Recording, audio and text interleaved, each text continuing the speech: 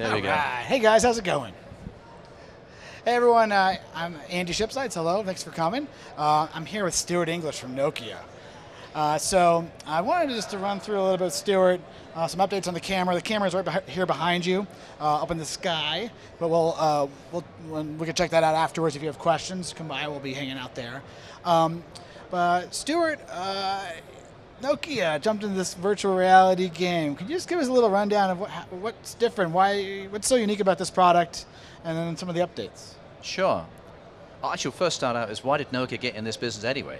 Yeah. Because a lot of people have said, what do you mean Nokia? Camera? Nokia? That doesn't compute. Interestingly enough, I asked the same question when I joined the company, and the answer was communications. We're a communications company. We've been around for 100 and something odd years. Mm-hmm. Paper mill company, we make paper. People write to each other, communicate. We're obviously a cell phone company. Yeah. We just see that VR is the next generation of communication. And I was like, okay, I get it. It happens to be that the cell phone business teaches you an awful lot about cameras and networking and audio and all sorts of things like that. So this is a natural evolution from that business. And it is a very exciting industry. I mean, a lot of people, I think that VR is this like niche-y thing. Maybe it's like 3D and it's going to fall on its face. That's what we're all worried about. Right? We're all worried about that. Is it a flash in the pan? I can tell you, if you've been on our booth, right, this is the first time we've been to NAB. It's been jam-packed, slammed from 9 o'clock Monday morning, and I'm late here because I couldn't get off the booth, quite literally. Why is VR interesting? Well, for me, everything we told story-wise has been on from the perspective of looking on the outside in. Right, of course. And what VR forces you to do is really think about looking at things from the inside out. So it's a very complementary storytelling medium. So I was earlier doing a little live stream demo, and we'll talk about that later. Right, yeah.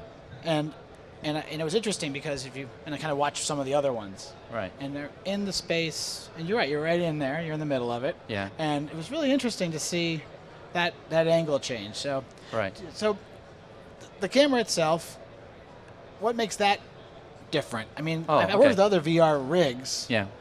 And it's much more complicated. Right. But what's the angle here with this product? Sure. Well, I think every camera has an angle, and previously I worked at Panasonic when we launched the VariCam, and that had a unique angle of desktop editing and great colors and variable frame rates were fantastic. Yeah. And then I worked at Red, and it had a different angle. It was like fantastic looking pictures. The angle here, I would actually say it's the word called trust. I'm like, what the hell do you mean trust? Well, what this camera, if you look at it, it looks around about the same size as a human head, and there's a reason for that. Yeah, very similar. It is mimicking a human head. Mm-hmm. It's mimicking the way that a human sees the world. So all those little eyes around it, they're separated about the same distance as our eyes, so we see natively stereoscopically everything in focus. Yeah. So does the camera. Yeah. We hear things which are changing in phase and amplitude as we change our head. So does the camera. So when we present the data back to the headsets, what we're giving to the brain, and it is after all, our brain is what sees the world, not our eyes. Our brain is what hears the world, not our ears. We give these two data sets to the brain, and there is no peripheral boundary. I mean, cinema has this great big black frame though around the picture that says it's not real. Television has the same thing. Right. But VR, you're locked in, and if you give the data to the eyeballs and to the ears in a consistent way that we know from everyday experience that's the way the world is supposed to be, that's when you get into immersion and believability and emotion and trust, and that's an incredibly powerful thing to deliver. To your point, why does the Nokia camera work and other cameras don't? Oh. Okay. When I'm turning through VR, I'm turning through this geometry. It's a spherical, it's an arc. It's not a hexagon. So when I build a rig out of other cameras, I'm essentially building flat faces. It's a hexagon, octagon, duodecagon, or whatever. So fundamentally, we get into problems about how to resolve parallax, close to you, far away. Right. It's a natural act that we're doing when we get to post to try and put it together. Reassemble, yeah. And the eye and the brain is incredibly smart at realizing when something's wrong. Right. And we spend all these brain cycles going like, there's something wrong here, I'm not quite sure what it is, but let me try and fix it, as opposed to, that's right, let me enjoy the story. Right. And so fundamentally, we can dig into this for 20 different ways, but that's why the camera works, Yeah. is because it respects us as humans in its geometry. I like that. I like that analogy. So, the camera's been out for a little while, just like 6 weeks now. Right? 6 weeks, yeah. And we That's kind a of, little while. Just a little, Yeah, short yeah, little right. while. Lots of productions already. Yeah. It's big and busy. So, what's the big news of the show here? I mean, other than just we're here, updates we've seen. If you follow the blog and did a whole video, I had to Right. watch that. There's a lot of features already, but I know this is still version 1.0.0, Yep. something. So, Version what 1, yeah. what's the updates on the software side that we Okay. look forward to? Yeah. Well, I think like any product, you evolve and mature, and we have new software which adds new features. So I think one of the key new features in the software suite that we provide with the camera is, up until now, we've been saying this process called stitching, which is where you put all the pieces together. Our philosophy was we're going to work with the industry, and we're going to provide our mathematics to people like Deluxe and the Foundry who do Nuke and others and partners, Yeah. and we're still going to do that. Of course. But we also release stitching in our own application called Creator. Right. So we're kind of now on a spectrum of you can say, here's a choice. If you've got lots of money and no time, go to a Deluxe. Right. If you've got medium amount of money and medium amount of time, go to a bunch of post houses, do sound sweetening, blah, blah, blah. But if you want to do everything on your own, Right. inside Mac, and you've got time, but electricity to burn and time to burn, but not a lot of cash, do it inside Creator. So we're kind of creating all these post-production options. And I tested this out. I've been using this for just a little teeny bit of time. Thank you for providing and letting us get in a little Sure. early on that. And, the tool is actually pretty remarkable output. I mean, considering, I'm not even saying that because I've used other stitching tools. Right. And it's, it does take some time to go, but the output is quite impressive. So it's a great update in my mind, Yeah, absolutely. That's time frame of that is that by the end of this month that gets automatically available. That's and the way it fantastic. works is that the application, when you connect it to the internet, checks to see if there's a new version, And just updates. and it tells you. Update. Then you can make a choice of, do I want to download it or not? Yeah, So yeah. the question is, when do I get it access to me? The question is, when do you connect to the internet? So it's as simple as Soon that. enough. Yeah. So, what else? When I was telling before, I was in that space. They had 3 cameras. They were doing some kind of a stream. Is that something we can talk about yet? Yeah. They got it from out the parking lot into the Yeah. inside. So Yeah. they're doing something special. Right.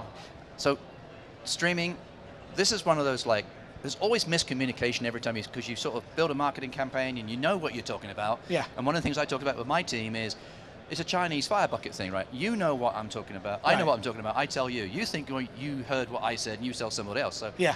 I always tell them, read what we wrote from a perspective of I know nothing, and does it still communicate? So Right. I want to clarify, I think a misconception is out there. It's like, Right. when we say we stream out of the camera, what we mean by is we're taking the compressed data of the camera and we put it on an HD SDI cable so that we can deliver the data as a stream. Right. But at that point, it's 1.5 gigabits a second. Right. Pure It's, data, yeah. it's equivalent to It's the raw data. 1920 by 1080 data. Right. Right. You can't stream that to a home. No. So Yeah. what we're doing at the show is we've got 3 cameras on the silver stage. Outside. We're actually running it into a routing switcher and actually making a cut. And actually, I see a dissolve going on too Right. Yeah. between cameras. They're adding graphics. And then it goes into what I would just call a video server. It's a computer with lots of GPUs. Okay. It has some prototype software from us, which does the act of decoding the data, color correcting the data, and stitching in real time, in this case, Okay. in 3D. So that's perfect. And it outputs a 4K 30 frames a second image. as video. Rectangular, like flattened image. Yeah, right. Yeah. And that goes into, I believe it's an Elemental Technologies encoder. Streaming box. Yeah. And that compressed data at now H.264 at about 8 megabits a second Right. goes up to the internet, goes on to Akamai, who are acting as a content distribution network, Right. and then we're streaming it all over the country from there. Yeah. So that's new. Very new. Yeah. So that That's- prototype software is still prototype. Yeah. and So you what we're figure- doing over the next 3 months or so, Yeah. we're doing test broadcasts just to iron this thing out. Yeah. We started in November Great. in Los Angeles with the Lakers game. Right. Looked Where great. it looked- was looked kinda good. okay, It right? looked pretty It wasn't good, great, yeah. but it was okay. Yeah. Proved the concept, Yeah. and now the size of the rack of equipment has shrunk from about 3 feet tall to about 6 inches. That's good. And That's much better. 500,000 to 20 or something. Yeah. So when we get the hardware really nailed down, what we'll basically say is, look, here's a reference. You need to buy this computer, and here's the software. Got it. So that's enabling live broadcasting. Which is what so many people are looking Huge. for. Yeah, it's Huge. very big. Yeah. And then the last thing that you kind of mentioned to me, and again, was about the player, because the 360 yeah. audio is a really key component here, which I don't think people Yeah. realize right away. That, you record 360 audio, we know that. Right. But getting it back into the headset, so when you look one way, you hear the audio that's coming from that direction. Right. Not all players do that. Sure. Yeah, exactly so. So it's a bit like, back at Red, the question was, why should anybody shoot 4K? Right. Because movies are in 2K. And it's like, yeah, but the argument is we've always shot oversampled and shot 35mm film when we delivered to DVDs and television and stuff. So, but when you shoot that quality at the front end, you've always got it as a reference master for later. Right. So in the same way, we're shooting here stereoscopic VR with complete surround sound. And the frustration is we have to collapse it down to flat monoscopic with stereo mixed down. And is it VR? Yeah. Is it totally immersive? No. Right. Is it the ultimate experience? No. So when we bring demonstrations to you, if they come to the office and you guys show, it's our player. Yeah, it's we package it up, we put player. it on an Android cell phone, and we put our content on there. Right. So what we basically decided to do at the end of the day was let's make that player available as a general release. So in the next 60 days, we'll be releasing that as a software development kit. Yeah. So you'll have a player which has the ability to respect all of this full richness and this full immersion. And if you want, you can rebrand it. Oh, great. So if you're a hospital or you're a university, Turn it into, just rebrand it. Now it's yours, and That's the great. model would be put the content on our website, download the player, download the website, and you're good. Wow, that's good. So that's it. Carry on. I was going to say something, but I forgot, so I'll let you go. Yeah, well, I think these are all the big updates that I was looking for. I mean, the streaming thing's key. Updates in the software, the stitching, the output. I mean, trying to get that workflow improved over time is, this is the next steps here, obviously. So I remember what I was going to say. Okay. Because you said audio. Audio. Yes. Yeah. You cannot ignore audio. Yeah, very important. All right, for the immersion effect. Yeah. It's not immersive. If you don't have, it comes back to the brain. Right. Of course, I mean, we've got to think through this thing. This is not an industry based around contrast ratios and pixel counts and resolution. This is an industry based around, does the brain believe it or not? Right. So we have two primary senses, sound and vision. And so people have said, like, television is really radio with pictures, right? Because there's a big argument which is more important. I can tell you, if you don't have good sound, you do not have VR, period. Yeah. So why is the player so important? Why is the camera so important? Because, again, it's like, if I'm looking at video, even if the video is working right, if I'm turning and the sound is wrong, the brain kicks in and says, something's wrong here. Right. And you keep dragging people out of this immersion. And it's the immersion that you're trying, that is the brand promise of VR. Yeah. I'm immersed in this. Right. So I'm taking you from where you are, starting here, and let's go to the Vatican together. And we're now in. And you're hearing it from and and I'm watching a mass, and there's the celebrants, and there's all the stained glass windows, and there's the sound. Yeah. Do I believe I'm there? Yes. No. Or I'm surgery training, or I'm helicopter pilot training, or I'm a hotel that wants to sell properties in the south, or it's real estate. Or all of these things, you just need to suspend disbelief and actually sell belief that you're there. Right. And so that sound plus the stereoscopic vision, those are the two most critical things about VR. And the player...